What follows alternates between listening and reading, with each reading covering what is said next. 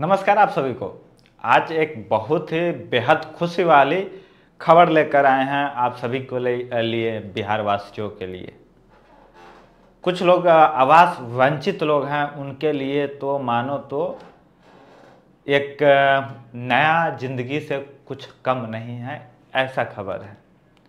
हो सकता है इसके कुछ लाभान्वित हो चुके होंगे, कुछ उस प्रक्रिया में शामिल हैं, कुछ जो वंचित रह गए हैं उनके लिए ये संजीवनी बूटी का काम करेगा।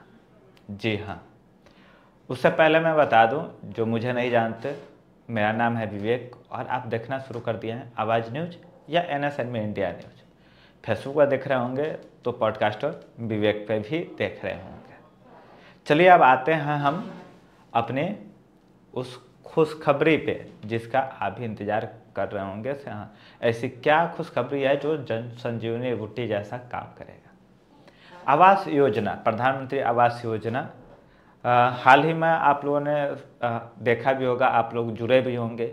हाँ, प्रधानमंत्री आवास के लिए आवेदन किया जा रहा है, जिसमें आवास सहायक आके वंचित लोगों का सर्वेक्षण करके उसकी पहचान कर करके अप्लाई कर रहे होंगे।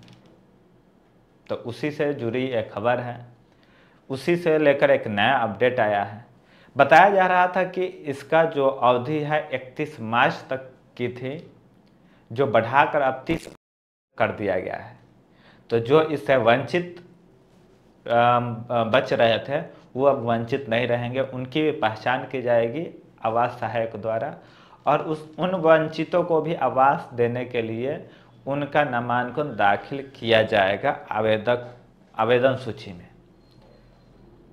चलिए, ये तो अच्छी खबर है। अब इसमें बुरी ये भी है कि आवास योजना के अंतर्गत बहुत सारे धांधलिया ब्लॉक डेवलपमेंट ऑफिसर का बोल दें या आवास सहायक का बोल दें या वहाँ के प्रतिनिधि का बोल दें, लेकिन प्रतिनिधि जितना जिम्मेदार नहीं है इस जो करप्शन है या भ्रष्टाचार है या अनियमितता बोल सकते हैं, उससे कई ज़्यादा वहाँ के उस ब्लॉक का ब्लॉक डेवलपमेंट अधिकारी है।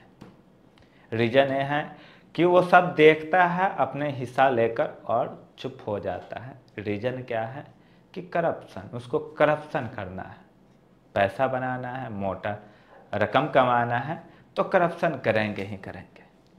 लेकिन वंचित लोग जो इससे वंचित रहे हैं, आपके अधिकार के लिए इस समय अवधि को बढ़ाया गया है। बहुत सारे लोग कह रहे थे कि बढ़ाने से कहीं ना कहीं करप्शन को बढ़ावा दिया जा रहा है। ठीक है, करप्शन का बढ़ावा दिया जा रहा है, लेकिन साथ में उन वंचितों के लिए सोचिए जो इससे वंचित रह जाएंगे।